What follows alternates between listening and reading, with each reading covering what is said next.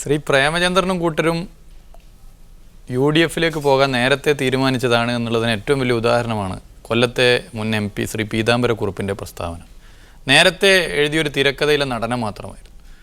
രാവിലെ LDF-ആയി വൈകുന്നേരം UDF-ആയ കഥ ഞാൻ വീണ്ടും ആവർത്തിക്കുന്നില്ല. ഇവിടെ എനിക്ക് തോന്നുന്നു ഇതിൽ കുറ്റബോധം ശ്രീ ചന്ദ്രചൂഡൻ ഉൾപ്പെടെ ഉണ്ടെന്ന് തോന്നുന്നു. അതുകൊണ്ടാണെന്ന് തോന്നുന്നു ആണും പെണ്ണും കെട്ടവനെന്ന് കണ്ണാടിയിൽ നോക്കി വിളിച്ചതുപോലെ മാന്യന്മാരായ നാട് അംഗീകരിക്കുന്ന ശ്രീ പന്ന്യൻ രവീന്ദ്രനെ പോലെയുള്ളവർ വിളിച്ചത്. എനിക്ക് തോന്നുന്നു കണ്ണാടി മുമ്പിലുണ്ടാവും, അതുകൊണ്ടായിരിക്കാം അങ്ങനെ വിളിച്ചത്. അപ്പോൾ ഇവിടെ കേവലം ഒരു ലോകസഭാ സീറ്റിന് വേണ്ടിയാണ് ശ്രീ പ്രേമചന്ദ്രനും കൂട്ടരും UDF-ലേക്ക് പോയത്. ശ്രീ പ്രേമചന്ദ്രൻ്റെ ജനസമ്മതിയും മറ്റും ഇവിടെ പറയുന്നത് കേട്ടു. കഴിഞ്ഞ നിയമസഭയിൽ മത്സരിച്ച് പരാജയപ്പെട്ടാണ്, മുമ്പ് മുനിസിപ്പാലിറ്റിയിലോ പഞ്ചായത്തിലോ പരാജയപ്പെട്ട. അതല്ലല്ലോ ഇവിടെ വിഷയം. തെരഞ്ഞെടുപ്പിൽ വിജയിക്കുന്നോ പരാജയപ്പെടുന്നോ എന്നുള്ളതല്ല വിഷയം. ഇടതുപക്ഷ രാഷ്ട്രീയത്തിൻ്റെ പ്രസക്തിയും പ്രാധാന്യവും ഇന്ത്യയിൽ ഈ തെറ്റായ നയമുള്ളിടത്തോളം കാലം, അസമത്വം വളരുന്നിടത്തോളം കാലം ഇടതുപക്ഷ രാഷ്ട്രീയത്തിന് പ്രാധാന്യവും പ്രസക്തിയുമുണ്ട്. ആ രാഷ്ട്രീയ പ്രാധാന്യത്തെ തിരിച്ചറിഞ്ഞ് അതിന് നയിക്കേണ്ടവർ ആ ഉത്തരവാദിത്തം ഏറ്റെടുക്കുന്നതിന് പകരം കേവലം തെരഞ്ഞെടുപ്പുകളിൽ MP ആകാനും അധികാരത്തിലെത്തുവാനും വേണ്ടി ഇങ്ങനെയുള്ള നിലപാടുകൾ കൈക്കൊള്ളുന്നത് വകതിരിവുള്ള രാജ്യത്തെ ജനങ്ങൾ പുച്ഛത്തോടുകൂടി കാണുമെന്ന കാര്യത്തിൽ ഒരു തർക്കമില്ല. എന്തുകൊണ്ട് പശ്ചിമ ബംഗാളിലെ പ്രതിനിധികൾ ഇവിടെ എത്തിയില്ല? പശ്ചിമ ബംഗാളിൽ ഇവർ കോൺഗ്രസിനെതിരെ ഇടതുപക്ഷത്തോടൊപ്പം CPM-നും CPI-ക്കും ഒപ്പം മത്സരിക്കുകയല്ലേ? അവിടുത്തെ പ്രതിനിധികൾ ഇവിടെ എത്തിയിട്ടില്ലല്ലോ. അപ്പോൾ ഓരോ സംസ്ഥാനത്തും ഓരോ നിലപാട്. അധിക സംസ്ഥാനത്തില്ല, പക്ഷേ ഉള്ളിടത്ത് ഈ നിലപാടെടുത്ത് പോകുന്നു. പശ്ചിമ ബംഗാളിൽ ഉൾപ്പെടെയുള്ളിടത്ത് ഇടതുപക്ഷത്തോടൊപ്പം നിൽക്കുന്ന സ്ഥിതിയാണ് പൊതുവേ ഉള്ളത്. പിന്നെ ഇവർ ത്രിപുരയുടെ കാര്യം പറഞ്ഞു. കൊല്ലത്തിൻ്റെ അത്രയേ ഉള്ളൂ, അതിലേക്കൊന്നും കിടക്കണ്ട. മറ്റു സംസ്ഥാനങ്ങളിൽ ഒരു അംബാസഡർ കാറ് കയറ്റാൻ പോലും ആളില്ലാത്ത ഇവർ ഇടതുപക്ഷമായതുകൊണ്ട് ഇവിടെ കേരളത്തിൽ ഉൾപ്പെടെ കൂടെ കൂട്ടിയത് ഞങ്ങളുടെ ഇടതുപക്ഷ രാഷ്ട്രീയത്തിൻ്റെ വിശാലമായ കാഴ്ചപ്പാടിൻ്റെ ഭാഗമായിട്ടാണ്.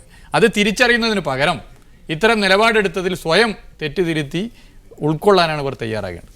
ശ്രീ ബിജു, വിശാല ഇടതുപക്ഷ ഐക്യം CPM-നെ ഒഴിവാക്കിക്കൊണ്ട് ഒരു ഇടതുപക്ഷ ഐക്യം എന്ന ഒരു ആശയത്തിലേക്ക് എത്തിപ്പെട്ടിരിക്കുന്നു. എങ്ങനെയാണ് ഇത് നടപ്പാക്കാൻ പോകുന്നത്? അല്ല, ഇതിനകത്ത് മുഹമ്മദ് റിയാസ് പറഞ്ഞതിനൊരു മറുപടി പറയേണ്ടത് അത്യാവശ്യമാണ്. കാരണം ബംഗാളിൽ നിന്നുള്ളവർ എത്തിയിട്ടില്ല എന്ന് പറയുന്ന തെറ്റ് പത്രദൃശ്യ മാധ്യമങ്ങൾ ശ്രദ്ധിച്ചുവാൻ മനസ്സിലാക്കുവാൻ കഴിയുന്നത് ബംഗാളിൽ നിന്നുള്ള പാർട്ടിയുടെ കേന്ദ്ര സെക്രട്ടേറിയറ്റ് അംഗം പങ്കെടുത്തിട്ടുണ്ട് ഇന്നത്തെ സമ്മേളനത്തിൽ. ഒന്ന്, രണ്ടാമത് ഈ ഇടതുപക്ഷ ഐക്യം സംരക്ഷിക്കണം എന്ന് പറയുന്നതും അതോടൊപ്പം തന്നെ ഒരു കേവലം ഒരു സീറ്റിൻ്റെ കാര്യത്തിൽ എന്നുള്ളതൊക്കെ പറഞ്ഞുകൊണ്ട് മുഹമ്മദ് റിയാസ് പരാമർശിക്കപ്പെടുമ്പോൾ ഇടതുപക്ഷത്തിൻ്റെ വിശാലമായിട്ടുള്ള ഇടതുപക്ഷ താല്പര്യം സംരക്ഷിക്കുവാൻ നിലവിൽ CPM-നകത്ത് കഴിവുള്ളവർ ഇല്ല എന്നുള്ളതിൻ്റെ ബോധ്യത്തിൻ്റെ അടിസ്ഥാനത്തിലാണോ സോണിയാഗാന്ധിയോടൊപ്പം AICC കമ്മിറ്റിയിൽ അംഗമായിരിക്കുന്ന ഫിലിപ്പോസ് തോമസിനെ പത്തനംതിട്ടയിൽ സ്ഥാനാർത്ഥിയാക്കിയത്? രണ്ട്, കോൺഗ്രസിൻ്റെ KPCC-യുടെ എക്സിക്യൂട്ടീവ് കമ്മിറ്റി അംഗമായിരുന്ന അബ്ദുൾ റഹ്മാനെ വയനാട് സ്ഥാനാർത്ഥിയാക്കിയത്? പ്രതിഭ പാട്ടേലിൻ്റെ പൊളിറ്റിക്കൽ സെക്രട്ടറി ആയിരുന്ന ക്രിസ്റ്റി ഫെർണാണ്ടസിനെ സ്ഥാനാർത്ഥിയാക്കിയത്? ഹാസ്യ നടനായിരുന്ന ഇന്നസെൻറ്റിനെ സ്ഥാനാർത്ഥിയാക്കിയത്? തൊഴിലാളി വർഗ്ഗങ്ങൾ ഏറ്റവും കൂടുതലുള്ള എറണാകുളം ജില്ലയിൽ ഉൾപ്പെട്ട് വരുന്ന സ്ഥലങ്ങളിലാണ് എറണാകുളത്തും അതുപോലെ തന്നെ നമ്മുടെ ചാലക്കുടി അടക്കമുള്ള ലോക്സഭാ മണ്ഡലങ്ങളിൽ സ്ഥാനാർത്ഥികളെ പ്രഖ്യാപിച്ചതിനെ സംബന്ധിച്ച് പരാമർശിക്കപ്പെടുവാൻ തയ്യാറാകണം. പിന്നെ വകതിരിവിനെ സംബന്ധിച്ച് റിയാസ് പറഞ്ഞത് ഈ വകതിരിവായിട്ടെടുത്ത ഒരു തീരുമാനം RSP എടുത്തതാണ് വകതിരിവുള്ള തീരുമാനമെന്ന് ജനങ്ങൾ മനസ്സിലാക്കിയതാണ്. വകതിരിവോടുകൂടി ജനങ്ങൾ വോട്ട് ചെയ്ത് പ്രേമേന്ദ്രനെ വിജയിപ്പിച്ചു എന്നുള്ളതാണ് വസ്തുത.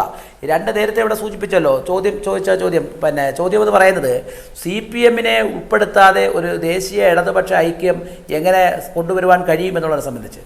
അത് നമ്മുടെ പാർട്ടിയുടെ അഖിലേന്ത്യാ കമ്മിറ്റിയുടെ ജനറൽ സെക്രട്ടറി ആയിരിക്കുന്ന സഖാവ് TJ ചന്ദ്രചൂഡൻ അഖിലേന്ത്യാ കമ്മിറ്റിയുടെ ജനറൽ സെക്രട്ടറിയായി തിരഞ്ഞെടുക്കപ്പെട്ടതിന് ശേഷം വിശാലമായിട്ടുള്ള തീവ്ര ഇടതുപക്ഷ സ്വഭാവക്കാരെയും ഇടതുപക്ഷ താല്പര്യത്തോടൊപ്പം നിൽക്കുന്ന വിവിധ ഇടതുപക്ഷ സംഘടനകളെയും സംഘടിപ്പിച്ചുകൊണ്ട് ദേശീയ അടിസ്ഥാനത്തിൽ കമ്മിറ്റികൾ വിളിച്ചുകൂട്ടി ആന്ധ്രാപ്രദേശിൽ വിളിച്ചുകൂട്ടുകയുണ്ടായി.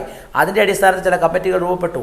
പിന്നെ ഈ പറയുന്നത് പോലെ ഈ പൊതുവെയുള്ള ഇന്ത്യയിൽ ഉള്ള ഒരു കാഴ്ചപ്പാടിൻ്റെ അടിസ്ഥാനത്തിൽ ഒരു വിശാലമായിട്ടുള്ള ഇടതുപക്ഷ ഐക്യം നാളെ രാവിലെ അങ്ങ് പുലർത്താൻ കഴിയും എന്നുള്ള അഭിപ്രായം RSP സംബന്ധിച്ചിടത്തോളം ഇല്ല. എന്നാൽ തൊഴിലാളി വർഗത്തിൻ്റെ താല്പര്യങ്ങൾ മാത്രം സംരക്ഷിച്ചുകൊണ്ട് ദേശീയ അടിസ്ഥാനത്തിൽ ഇടതുപക്ഷ ഐക്യം കെട്ടിപ്പടുക്കുന്നതിന് ചെറിയ ഒരു പ്രസ്ഥാനമാണെന്ന് റിയാസ് പറയുമ്പോഴും ചെറിയ പ്രസ്ഥാനങ്ങൾക്കും ദേശീയ രാഷ്ട്രീയത്തിൽ വലിയ റോളുണ്ട് എന്നുള്ളത് മനസ്സിലാക്കിയതിൻ്റെ അടിസ്ഥാനത്തിൽ വളരെ വ്യക്തമായിട്ടുള്ള കാഴ്ചപ്പാടോടുകൂടി തൊഴിലാളി വർഗത്തിൻ്റെ താല്പര്യം മാത്രം സംരക്ഷിച്ചുകൊണ്ട് വളരെ ശക്തമായിട്ടുള്ള ശ്രീ കെ രാജൻ എങ്ങനെ വിലയിരുത്തുന്നു വിശാല ഇടതുപക്ഷ ഐക്യം അല്ലെങ്കിൽ CPM-ഉം CPI-യും ഇല്ലാത്ത ഇടതുപക്ഷ ഐക്യത്തിൻ്റെ ഭാവിയെ എങ്ങനെ വിലയിരുത്തുന്നു? പറഞ്ഞല്ലോ, പ്രൊഫസർ TJ ചന്ദ്രചൂഡൻ മുതൽ ബിജു വരെ ഇവിടെ നടത്തിക്കൊണ്ടിരിക്കുന്ന അഭിപ്രായ പ്രകടനങ്ങളെ അർഹിക്കുന്ന അവജ്ഞയോടെ യഥാർത്ഥ ഇടതുപക്ഷം തള്ളിക്കളയും. ഇവിടെ നേരത്തെ ബിജു ധാരണയില്ലാതെയാണ് സംസാരിച്ചത്. ഒന്നാം UPA ഗവൺമെൻറ് ഇടതുപക്ഷ ജനാധിപത്യ പ്രസ്ഥാനങ്ങളുടെ പിന്തുണയോടെ വെറുതെ അങ്ങ് ഉണ്ടായതല്ല. ഇന്ത്യയിൽ ജനസംഘം വരുന്നതിനോ RSS വരുന്നതിനോ എതിരെ ഉണ്ടായതല്ല. നമ്മുടെ രാജ്യത്ത് ഒരു പൊതു മിനിമം പരിപാടി ഉയർത്തിപ്പിടിച്ചുകൊണ്ട് ഇടതുപക്ഷം ഉയർത്തിപ്പിടിച്ച പൊതു മിനിമം പരിപാടിയെ പിന്തുണയ്ക്കാൻ കോൺഗ്രസ് തയ്യാറായതുകൊണ്ട് ഒന്നാം UPA ഗവൺമെൻറ് ഇന്ത്യയിലുണ്ടായത്.